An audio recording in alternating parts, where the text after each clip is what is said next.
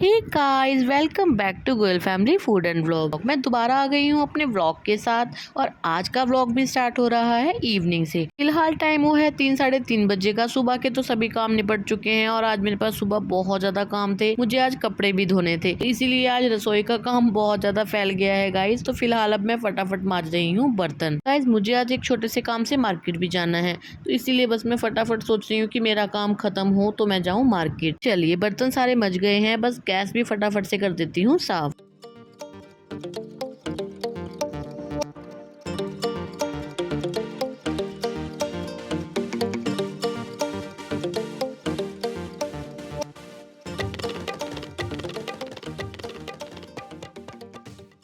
देखिए, किचन तो मेरी हो गई है पूरी तरह से साफ, सभी बर्तन भी मस चुके हैं। लेकिन आपको सिंक में एक ये टिफिन बॉक्स का ढक्कन नजर आ रहा होगा। मैंने ये नहीं मांजा है।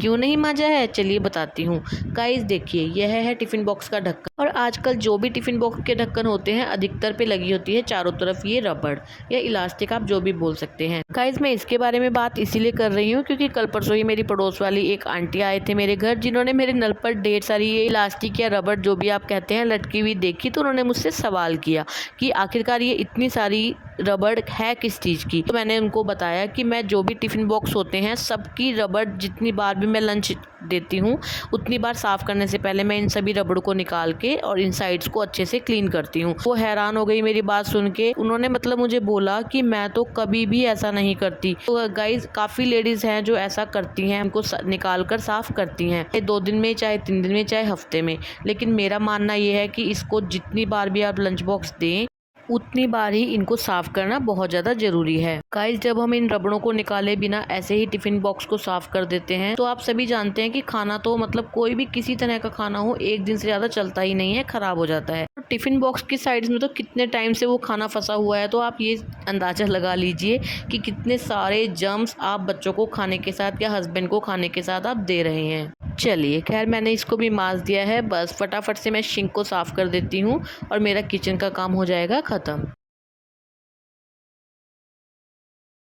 चलिए गाइज, मेरा बेटा पिछले 1 डेढ़ घंटे से लगा हुआ है क्राफ्ट में। आपने मेरे व्लॉग में पहले भी देखा होगा कि मेरे बेटे को क्राफ्ट का बहुत ज़्यादा शौक है और आज भी वो कुछ बनाने में लगा हुआ है। गाइज, मेरा भी मानना यही है कि जब भी बच्चे के पास फ्री टाइम हो तो वह टीवी फ़ोन से ज़्यादा अच्छा है कि कोई एक्टिविटी करे। अगर उस समय वह आउटडोर एक्टिविटी नहीं कर पाता तो इंडोर करे। तो लेकिन मैं ज़्यादातर कोशिश यही रखती हूँ कि वह फ़ोन टीवी कम ही देखे। चलिए खैर गाइस, इस वक्त मुझे तो लग रही थी बहुत ज़्यादा गर्मी, तो मैं तो कूलर चला के थोड़ी सी देर उसके आगे बैठ गई हूँ। चलिए 15-20 मिनट कूलर के आगे आराम करने के बाद मैं आ गई हूँ थोड़ा रेडी होने। वैसे तो मुझे बहुत ज़्यादा दूर नहीं जाना है, लेकिन थोड़ा सा रेडी हो जाते हैं, बस फिर चलते हैं मार्केट। बेटा तब से बोल रहा है कि फटाफट से मार्केट चलो, आज उसका पेस्ट्रीज और कुछ बेकरी आइटम्स खाने का मन है। चलिए, मैं रेडी हो गई हूँ और एक्टिवा भी निकाल ली है बाहर। और कहीं भी बाहर जाना होता है, चाहे दूर चाहे पास, मैं अपने एक्टिवा के मिरर सेट कर लेती हूँ। बेशक क्योंकि मार्केट पास ही है, लेकिन फिर भी मुझे हाईवे से निकलना पड़ता है। गाइस, हर बार मैं गलतफहमी में रह जाती हूँ कि मेरी एक्टिवा में तेल होगा, लेकिन मैंने अपने पहले व्लॉग में भी बताया है कि हमारी एक्टिवा तेल पीती नहीं है, चूसती है। लंबे इंतजार के बाद मेरी बारी आने के बाद जब भैया ने मुझसे पूछा कितने का पेट्रोल डालूं, मैंने भी दिल पर पत्थर रख के कह दिया 150 रुपया देगा। अरे नहीं नहीं गाइस, जस्ट किडिंग। मैं जब भी एक्टिवा बाहर लेकर आती हूँ तो मैं टंकी फुल करवा लेती हूँ। भरवाने के बाद मैं सीधे चली गई थी एक कपड़े की शॉप पर, जहाँ मुझे लेनी थी कुर्ती के पीस। लेकिन वहाँ मैंने वीडियो बनानी स्टार्ट करी तो उन भैया ने हमें मना कर दिया। चलिए खैर, मैं आपको घर जाके दिखाऊंगी कि मैंने कौन सा पीस लिया है। फिलहाल मेरे बेटे ने खानी थी आज पेस्ट्री और कुछ बेकरी आइटम्स के लिए हम आ गए हैं एक शॉप पर। गाइज, ये शॉप हमारी फेवरेट शॉप है क्योंकि यहाँ पर एगलेस केक पेस्ट्रीज मिलते हैं। कपकेक्स जो भी होते हैं सब एगलेस होते हैं। और जो भी आइटम्स मैं आपको दिखा रही हूँ ये खुद बनाते हैं अपनी फैक्ट्री में। और गाइज, इनकी सभी आइटम्स बहुत रीजनेबल और बहुत ज़्यादा टेस्टी होती हैं। क्योंकि यहाँ पर हम स्पेशली पेस्ट्रीज ही खाने आए हैं, तो सबसे पहले जो भी फ्लेवर हमें पसंद है वो पेस्ट्रीज हमने ले ली हैं। गाइस जब भी हम इस शॉप पर आते हैं जो हमें पसंद है वो तो हम खाते ही हैं और कुछ न्यू भी जरूर ट्राई करते हैं जो हमने पहले नहीं खाया होता। और आज हमने ट्राई किया था ये पनीर चीज गार्लिक लोफ और ये बहुत ज्यादा टेस्टी था गाइस। और ये था 50 रुपीज का और 2 जनों के लिए तो ये सफिशिएंट था। और गाइस टू बी ऑनेस्ट मैंने तो इसका नाम भी फर्स्ट टाइम सुना था। चलिए पेट पूजा हो गई है, अब हमें यहाँ से जाना है वापस। रास्ते में ही है मुझे 1-2 काम और उसको पूरा करते हुए हम पहुंच गए हैं अपने गोलगप्पे वाले भैया के पास।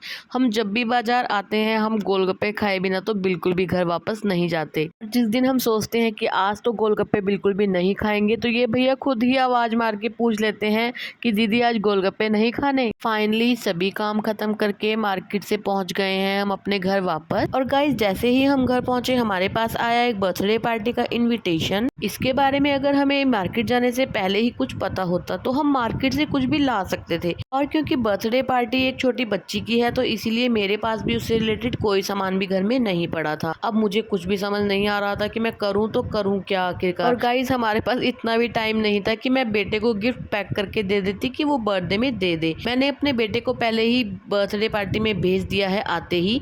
मैं उसके जाने के बाद पीछे से गिफ्ट पैक कर रही हूँ। और गाइस मेरे पास गिफ्ट का कोई और ऑप्शन नहीं था और मेरे आसपास भी ऐसी कोई दुकान नहीं है जिससे मैं कोई गिफ्ट परचेज कर पाऊँ। और 5 से 10 मिनट में कोई गिफ्ट पैक करना हो और आपके पास गिफ्ट भी ना हो तो इससे अच्छा ऑप्शन तो मेरे ख्याल से कोई भी नहीं है। इसमें मैंने सभी छोटा छोटा सामान खाने पीने का, कुछ कलर्स, पेंसिल, इरेजर्स, ऐसी सब चीजें भी इसमें डाल दी हैं।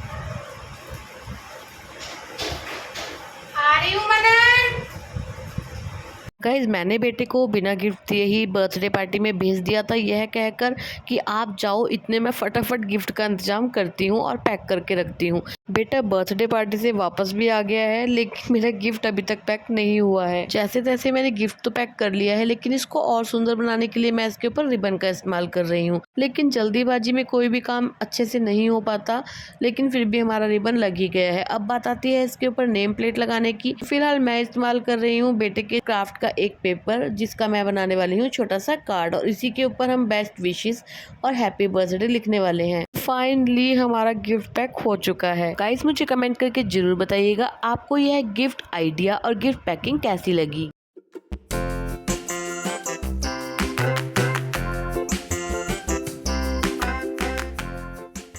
बेटे को भेज दिया है बर्थडे गर्ल को गिफ्ट देने। और चलिए अब मैं आपको दिखाती हूँ कि मैं कुर्ती का कौन सा पीस लेकर आई हूँ। मैं ये फ्लावर प्रिंट का कॉटन का पीस लेकर आई हूँ। मेरी कोशिश रहेगी कि मैं इसको खुद ही स्टिच करूँ। अगर मैं खुद स्टिच नहीं करूँगी तो बाहर से सिलवाऊंगी। जैसा भी होगा मैं आपको अपने व्लॉग में जरूर दिखाऊंगी कि मैंने इसका क्या बनवाया। और मैंने आपको व्लॉग की स्टार्टिंग में दिखाया था कि बेटा कर रहा था आज क्राफ्ट। उसने पेपर से ये पैरेट बनाया है, मतलब फाइनली उसका ये पेपर क्राफ्ट कंप्लीट हो गया है।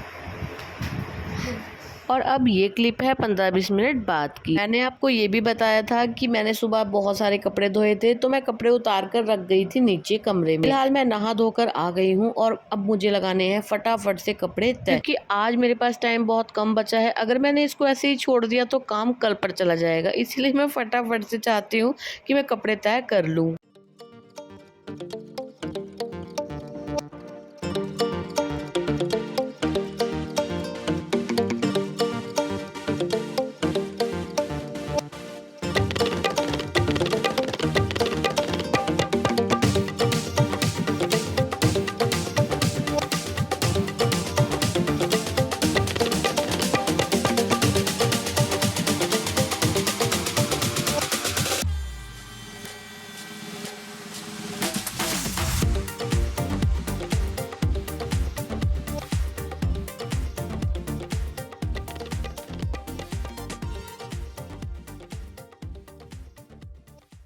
फाइनली सभी कपड़े तय हो गए हैं, बस एक शर्ट छोड़ दी है मैंने क्योंकि अभी मुझे हस्बैंड की यूनिफॉर्म भी प्रेस करनी है। इन यूनिफॉर्म प्रेस करने से पहले सभी कपड़े अलमारी में रखने जरूरी हैं, नहीं तो कपड़े तय तो हो गए हैं लेकिन रखने का काम भी कल पर हो जाएगा। इसीलिए मैं सोच रही हूँ फटाफट पहले सभी कपड़े अलमारी में रख ही दूँ। गाइज मैं आपको सच बताऊँ तो मार्केट से आके तो मैं बहुत ज्यादा थक गई थी, क्योंकि आपके सामने उससे पहले भी मैं काम में ही लगी हुई थी। तो एक बार मैंने सोच लिया था कि चलो यार रहने देते हैं, कपड़े कल ही तय कर लेंगे, लेकिन ये कर लेंगे ये शब्द मेरी मम्मा ने मुझे समझाया है कि ये कर लेंगे शब्द आपके जीवन में आलस भर देता है। इसीलिए ना गाइस, जब भी मैं ये सोचती हूँ अपने मन में कि यार कर लेंगे, उसी वक्त मुझे अपनी मम्मा की बात याद आ जाती है, भी आलस मत करो, ये कर लेंगे शब्द तो अपने जीवन से निकाल कर बाहर ही फेंक दो। मैं हस्बैंड की यूनिफॉर्म प्रेस कर रही थी और प्रेस ने भी अपना कमाल दिखा दिया है। वैसे तो जल्दी ही हम इस प्रेस को रिटायर करने वाले हैं, लेकिन उससे पहले पता नहीं कितनी चीजों पे ये अपने निशान छोड़ कर जाएगी। वैसे प्रेस तो हो ही गई थी, उसी वक्त चली गई लाइट। चलिए खैर, कपड़ों का और प्रेस का काम भी हुआ खत्म। अब बारी आती है खाना बनाने की। तो फिलहाल अब मैं आ गई हूँ किचन में, और मुझे ना गाइस बहुत ही देर से, जब से मैं मार्केट से आई हूँ तब से चाय पीने को मन कर रहा था, लेकिन सच बताऊँ तो मैं बिल्कुल भी, मुझे समय ही नहीं मिला। मैंने अपने काम को प्रेफरेंस दी, मैंने कहा चाय बाद में पियेंगे। अब मेरा काम खत्म हो गया है तो मैं तसल्ली से बैठकर चाय पीऊंगी, क्योंकि गाइज हम मार्केट से कुछ छोटा मोटा खाकर आए हैं। बेटे ने आकर बर्थडे पार्टी में भी कुछ खा लिया है, उसको तो बिल्कुल भी भूख नहीं है, लेकिन हस्बैंड तो खाना खाएंगे ही, इसीलिए मैंने थोड़ी सी खिचड़ी छौंक दी है। लाइट सी खिचड़ी रात के लिए सही भी रहेगी। चलिए खैर, एक तरफ बन रही है खिचड़ी और एक तरफ मेरी चाय। अब मैं इंजॉय करती हूँ अपनी चाय। आपको मेरा ये व्लॉग कैसा लगा मुझे कमेंट करके प्लीज़ ज़रूर बताइएगा। अगर थोड़ा भी अच्छा लगा हो तो वीडियो को लाइक कीजिएगा, शेयर कीजिएगा, चैनल को सब्सक्राइब कीजिएगा और बेल आइकॉन को प्रेस करना बिल्कुल भी मत भूलिएगा। मैं मिलती हूँ नेक्स्ट ब्लॉग में, तब तक के लिए goodbye and take care.